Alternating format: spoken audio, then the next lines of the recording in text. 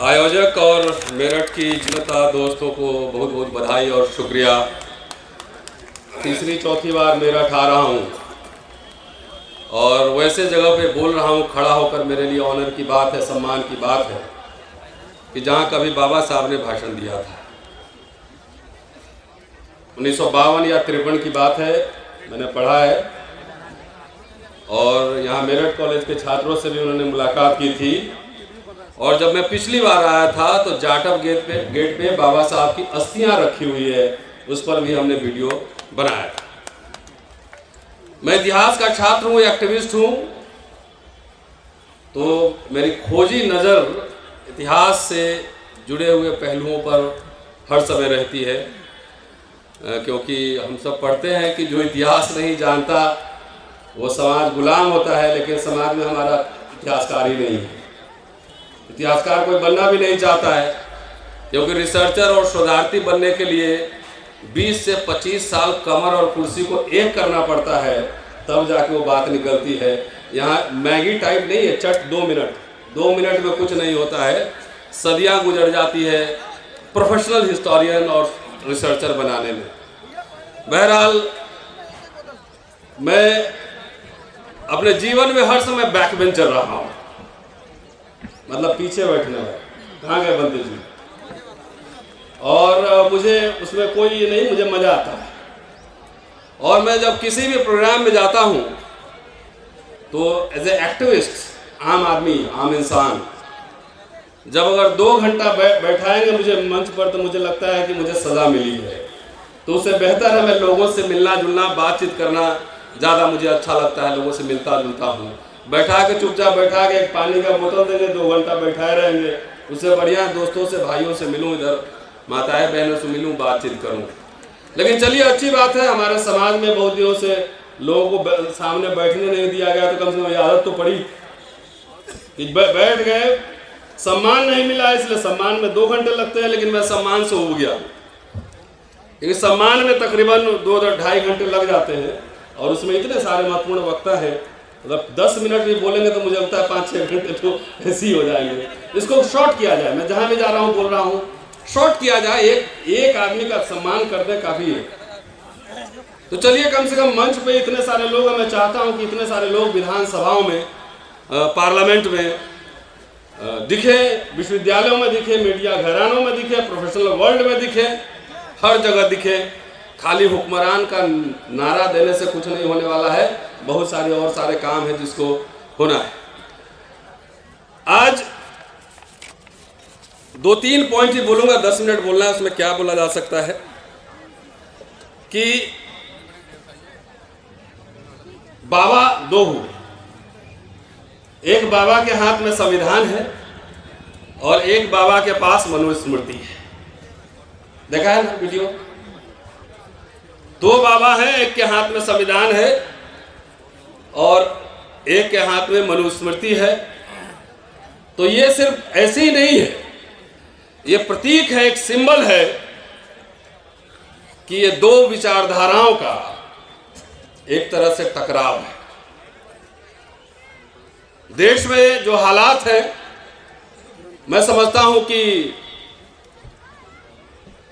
संविधान और मनुस्मृति के बीच एक तरह का धर्म युद्ध है और मैं इस धर्म युद्ध में संविधान के साथ खड़ा हूं, चाहे इसकी कीमत जो भी चुकानी पड़े। दोस्तों, उत्तर प्रदेश में और देश में आजकल भावना बहुत जल्दी हाथ हो रही है। अभी एक पार्लियामेंट स्ट्रीट थाने में भी एक आदमी ने शिकायत की है कि शिवरात्रि के दिन बाबा साहब के सामने उस संतरा वाला जो है शिवलिंग लगा दिया, इससे हमारी भावना आहत हो। मेरे पास आए थे, मैंने कहा कि इसमें 2 एंगल से देखने की जरूरत है कि एक तो शिवलिंग में संतरा कलर कर दिया गया, तो जो शिव भक्त हैं उनको भी आहत होना चाहिए इस बात से। दूसरे, जहां पे शिवलिंग को रखा गया वो बाबा साहब के पांव के नीचे, तो इसमें शिव भक्तों की भी जो है भावना आहत होनी चाहिए थी और उनको भी मोर्चा संभालना चाहिए था। लेकिन आपको लगा कि बाबा साहब ने 22 प्रतिज्ञा में जो बात कही उस हिसाब से आपकी भावना आहत हुई तो आप थाने चले गए। तो उसमें 3 एंगल से मैंने निकाले, 3 एंगल से होनी चाहिए कि जो शिव के भक्त हैं उनको भी आहत होनी चाहिए कि आप पाँव के नीचे बाबा साहब जहाँ पे पाँव चढ़ाकर रखे हैं वहाँ पे आपने जो है शिवलिंग लगा दी। तो भावना आहत क्या है? तुम्हारे पाँव शरण और हमारे पाँव लात। तुम कहो तो ब्रह्म वाक्य और हम कहें तो हल्ला। दोस्तों, आज चूंकि धम्म महोत्सव है, सम्मेलन है, और इसमें मुझे बोलना चाहिए था कम से कम डॉक्टर अंबेडकर और बुद्धिज्म पर आधा घंटा, लेकिन जो बहुत सारे चिंतन मनन की बातें 25, 30, 50 लोगों के बीच होती है, जब बहुत सारे लोग हों तो उसमें तो ऐसी बात कही जाती है जिसमें कि सब लोगों को अच्छा लगे, थोड़ा गुदगुदी लगे, है ना, वो दिमाग में कम दिल में ज़्यादा जाए। तो ऐसी बातें यहाँ पे कहनी होती है, इसलिए वक्ताओं की भी मजबूरी होती है। अभी भंते जी ने कहा कि हमारे लोग अपने लोग की ही आलोचना करते हैं, शिकायत करते हैं। तो शिकायत, आलोचना और समीक्षा में अंतर होता है। बाबा साहब भी बहुत सारे अपने लोग, कोट अनकोट, कौन है अपने लोग? सिर्फ एक जाति, एक समुदाय में पैदा होने वाले अपने लोग होते हैं, या अपने लोग विचारधारा से बनते हैं। आज ही मैं पढ़ रहा था डॉक्टर अंबेडकर का 1940 का भाषण। वो महार, मांग और चमार उस एड्रेस कर रहे थे, और पढ़िए 1940 का भाषण कि अपने लोग का मतलब हम लोगों ने इतना नैरो बना लिया है कि अपने लोग का मतलब हम लोग जाति से और समुदाय से समझने लगे। जो लोग हमारे जाति और समुदाय में जो पैदा हुए और मनुस्मृति के साथ खड़े थे, क्या वे अपने लोग होंगे?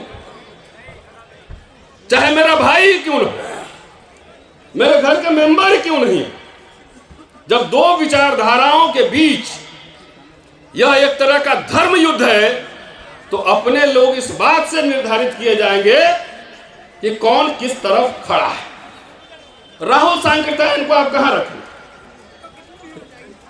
आज की जो अस्मिता की राजनीति है और अपने लोग को पहचानने की जो बात है, राहुल सांकृत्यायन को कहां रखेंगे?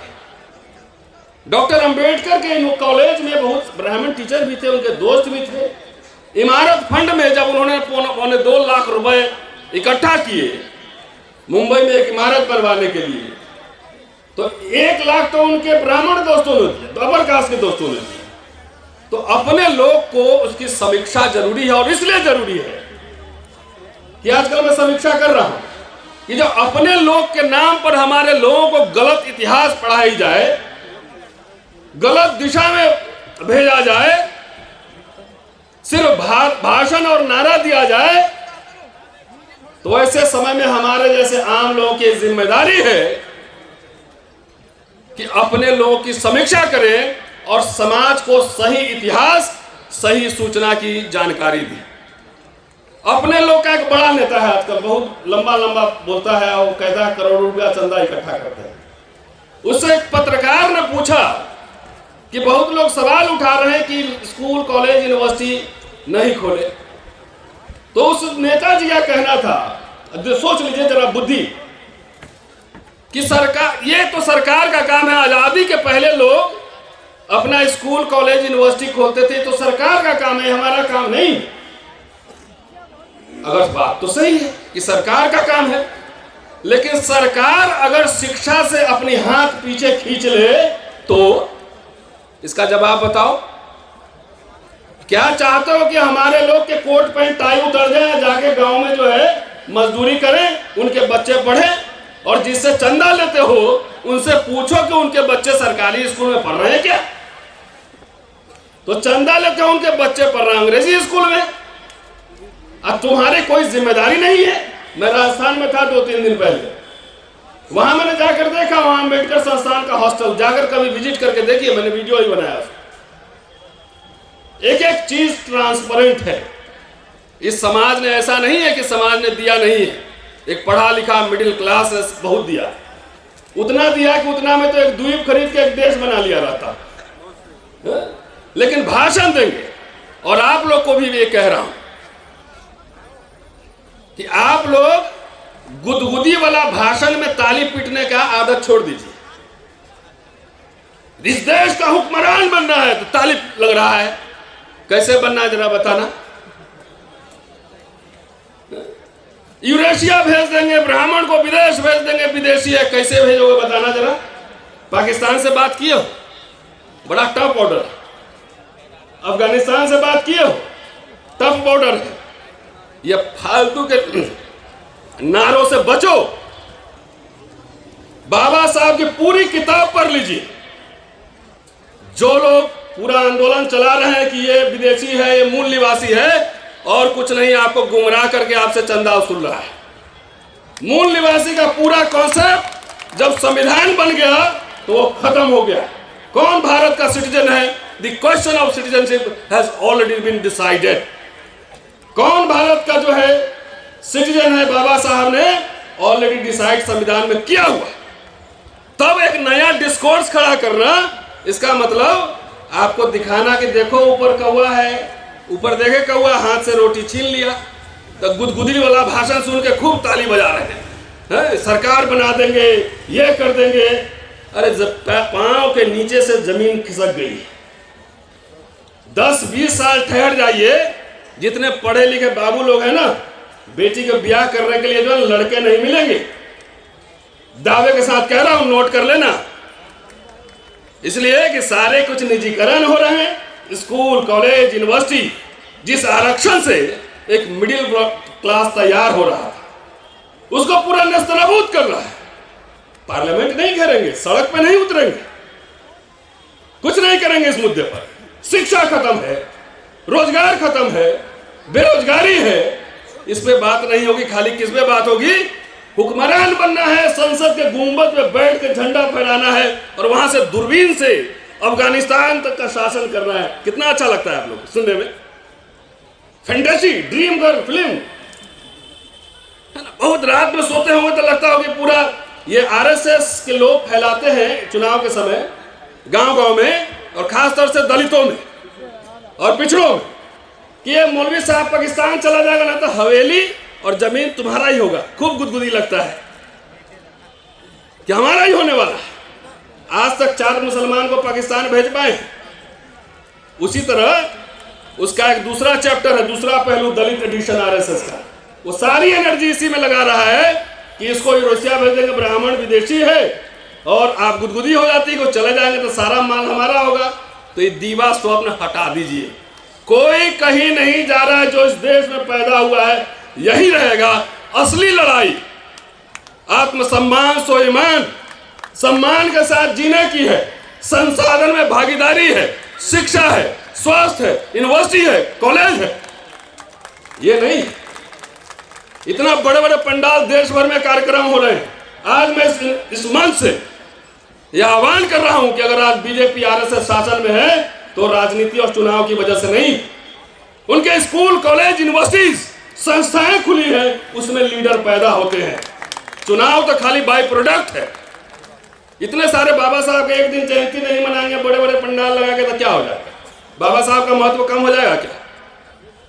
ये तो 10 साल में ज्यादा हुआ है।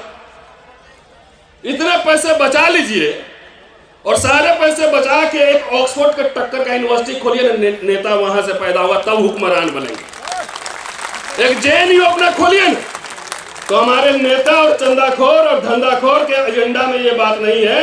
वो समझता है कि खाली चुनाव जीत के हुक्मरान बने। अरे एक सीए तो ढंग का है नहीं आपके समाज में, तो खीरा चोरी के आरोप में जेल चले जाओगे। हीरा चोरी इंग्लैंड में फोटो खिंचवाता है, हवेली में रहता, तो हवा में मत उड़ी। सुजीत बैठा हुआ है, अपने समाज का, भानु प्रताप जी बैठे हुए हैं, 10-20 लॉयर है जो गाउन फहरा के जाके चीफ जस्टिस कोर्ट में अंग्रेजी में बहस करता हो। हुक्मरान बन लोगे? कैसे बनो? ये गलतफहमी पालिए। आज से जाइए, सोचिए।